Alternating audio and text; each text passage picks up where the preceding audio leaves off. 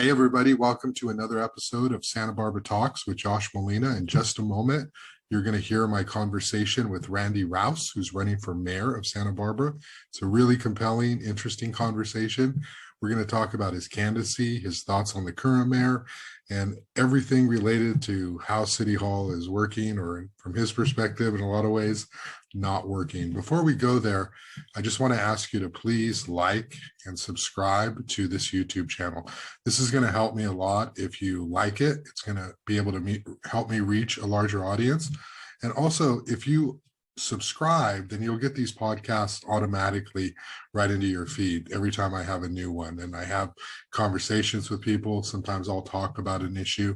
I want you to be able to get them as soon as they're published. So please take a moment to like and subscribe. So thanks a lot. Really appreciate all the attention that you're giving to the podcast. I'm having a great time, and the audience is growing and everything's going great. So thanks a lot for your support. So let's dive right in and let's talk with Randy Rowse. Thank you.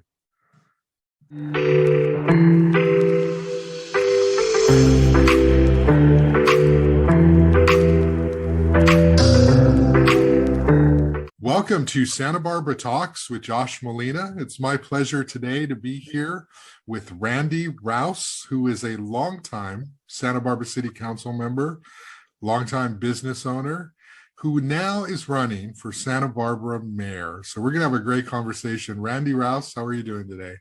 Good, Josh. Good to see you. Thanks for having me aboard. Well, it's my pleasure. I followed you over the years, even before when you were on the city council, when you were downtown parking committee, and you're a business owner, and then you went on the council and you got appointed and you had this great run, right? And you were very successful. And then we all thought you were done, right? You're done with your public service. And we all you thought are. it was done. That's right. Here you are. You're back. You're taking another bite at the apple. You're running for mayor. So let's start there. Let's sort of talk about why you're choosing to take this on at this time. Well, as everybody knows, this has been a really strange, really difficult year, at least. And it's going to be very hard to navigate as we unfold this and bring it back to whatever we consider normal these days. And I think it's going to take a particular skill set and a lot of leadership. And frankly, I'm seeing the current council struggling with each other, struggling with issues, struggling with staying focused on Santa Barbara itself. And I find that bothersome. I think that there's a lot of things, a lot of parts of the genie, they're going to need to be put back in the bottle. There's a lot of considerations about where we're going to go in terms of the city, with design, with State Street, with homelessness, all these things.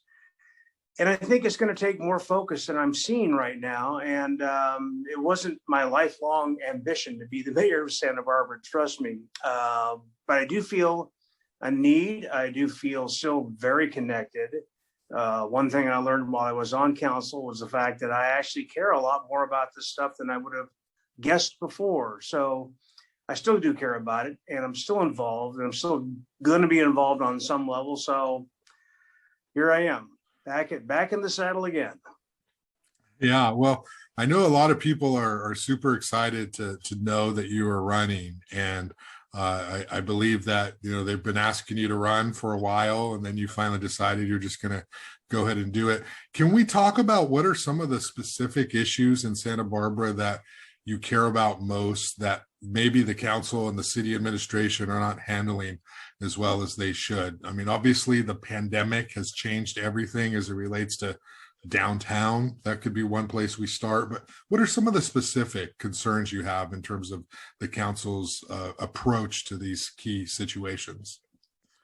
Well, I've always been passionate about the downtown. My business was there for almost 38 years, and I was involved in, of course, the chamber, and as well as the downtown organization now, downtown Santa Barbara. A lot of civic committees and commissions, downtown parking, as you mentioned before. So the downtown and its vitality has always concerned me. So what's it going to take to really make State Street vital again? It wasn't that long ago. We had probably one of the lowest vacancy rates of anywhere in the state.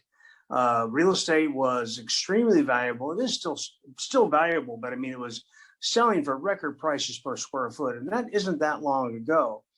Of course, with the retail meltdown and whatnot, we need to really look at things. And I'm not really sure what the answer is. I have my own opinions, but I really do want to make sure we're asking all the right questions as we move forward into our future. I don't see today's snapshot as the future. I see today's snapshot as a reaction to an emergency. And I will say that the Council of the Administration did precisely what they had to do at that time. And here we are, and it's working out really well as an emergency measure. But there's a long way to go from here to where permanence is. And when you get right down to it, Santa Barbara is still one of the most beautiful cities in the entire world. State Street is one of the greatest walking streets in the entire world. So we need to make sure that we don't lose focus on that. And we need to make sure we understand as much as possible what's going to bring us back to full business vitality. So obviously State Street is going to be the elephant in the living room. Homelessness, which is the perpetual issue, and how we deal with it. I mean, the presence is ramped up, partially because of COVID and partially because of permissiveness and the fact that the State Street is closed down. So the lack of constant traffic or the lack of traffic on some blocks exacerbates that. County Health has asked the city not to, shelterize people, mainly because they were trying to keep the distance and whatnot. So I think we're going to have to approach that. And I think that's going to take a very cooperative effort between ourselves, the county agencies, and certainly other agencies like SBAct and CityNet, and very proactive. And we have an absolutely fabulous interim police chief who understands all that and is trying to be proactive. And he's got, people walking the streets, and that helps a lot. That presence helps a bunch.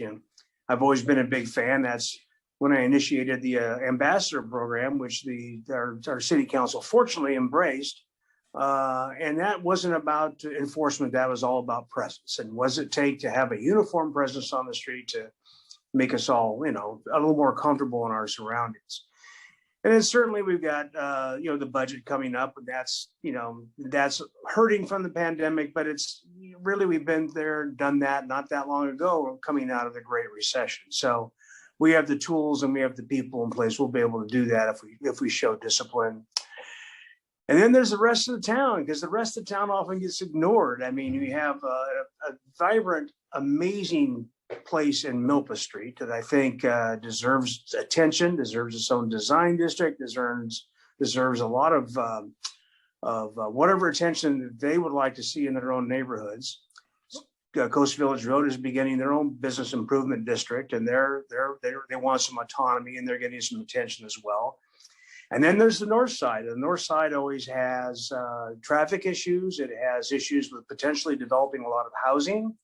And how is that going to come about? And what are the concerns there? And what are the citizens really thinking about up there? And in the Mesa, we're up there, and we've got an extremely active Mesa neighborhood group along with our Mesa architects group. And we're our own little world up there. Everybody seems to be really willing to pitch in, but I think that's true of most neighborhoods. Whenever we ask people to show up for a community cleanup or a community workday, I'm just blown away by the number of people that'll show up ready to pitch in and do stuff for free and take pride in their neighborhood. So I'm really into neighborhood autonomy. I'm into all the things that, frankly, the state's trying to take away from us right now. And I think all those things are in the mix. So there's a lot of issues, but let's face it, State Street and homelessness are probably going to take center stage. Yeah, downtown is really unrecognizable. I was down there recently with my family. We had dinner, and there's so many people. Like the streets are, or at least the 500 block. The 500 block is full of people. Everyone's eating on the sidewalk, out in the street. Obviously, there are no cars anymore that are allowed on that part of State Street. Not every block is treated equal, though. Obviously, the ones with lots of restaurants see a lot of vibrancy, but we've heard some of the blocks that have not been closed to cars actually being hurt by the city's actions. I'm wondering, what do you think of, you said it was it was the right thing to do temporarily. Long term, should we be closed down to cars? Should we have people eating on the streets? Do we want to fragment State Street so that some blocks are vibrant with people and others aren't? Long term, what are some of the thoughts you have on this? Well, those are all fabulous questions, and they don't have precise answers. They have kind of philosophies, and they have different opinions. And I walk State Street every day, and I try to talk to as many of the merchants, employees, and whatnot as I possibly can. I just got back from my daily walk just now, and I get the real mixed bag. I mean, there's a lot of the restaurant people, particularly the 500 block, are very happy with having it the way it is. And then you go up a couple blocks and there's nothing going on. And then you go up a few blocks more, and sometimes there's a big restaurant parklet out in front of some retail places that are feeling hurt because they don't feel like the people can have access to them. And then you have the ones that are like Janine's, for example, was hurt on Figueroa Street by the closure. And Allison's gone now, which is unfortunate because they're fabulous. So it's hard to pick winners and losers. And you have this city, which has allowed this usage of the public right of way for private business. And so how do you make that equitable around the rest of the city? Because a lot of places just really aren't set up for that. Yeah. And there's a lot of questions to ask that are not simplistically answered. Yeah. And to pick winners and losers is not really the role I don't think government should be playing. It's going to happen on some level, but I'm on the record as somebody who's never favored closing streets, and every one of our consultants that we hired for downtown, including the ones the DO hired, we're not in favor of closing streets because the track record of street closures to make urban malls since the 70s is not particularly a winning record. And not that it can't happen. There are successful places like Boulder, for example. A few other the ones that I can imagine. Santa Monica is a roller coaster ride. They've had their ups and downs. In fact, they're so retail oriented. They really had a worse occupancy rate than we did right before the pandemic. And so in State Street, of course, the mix of businesses. Yeah, the restaurant blocks have people. The non-restaurant blocks don't seem to. But those are all privately owned property. So it's not like we can dictate what goes in where. I think our very, very best alternative is to try to make the government as easy to navigate as possible for those people who want to convert their buildings and want to turn them around, want to do anything with the tenant improvements. I think we need to really knuckle down and make that as welcoming and as expeditious as possible so the private sector feels like, yeah, I'm going to invest. I'm going to do this. We're going to bring this back. And I think we're due for a really nice uptick in business. I think the indicators all look good. I think people have a lot of pent-up demand. They want to be out and about. So I'm optimistic about where we're going to go, but we just need to be able to have leadership enough to be able to get the right opinions, to get the functionalities together in a way that's going to make sense to everyone. Speaking of State Street, what about the e-bikes? One of the things I was struck by is the amount of e-bikes that are downtown. They have these docking stations, and people use them. I'm sure the city's got great data on that. I see a lot of them parked when I'm there. Do you have any thoughts on, it feels like Santa Barbara during the pandemic, the last year, everything everybody ever wanted to do in transportation did it under the guise of the pandemic quickly without review from the boards and commissions. These are the same boards and commissions that, of course, the private sector, the developers have complained for years, tie things up, take too long. Everyone, sort of agrees that, yes, they play an important role, of course, but it takes a long time. And here the city is, we're not going to be able to do it in time. So let's just do it. The bicycles downtown, the e-bikes. We also have the proliferation of just people biking down State Street. What are your thoughts on that? Has that been handled the best way? Fellow conspiracy theorist. I love it.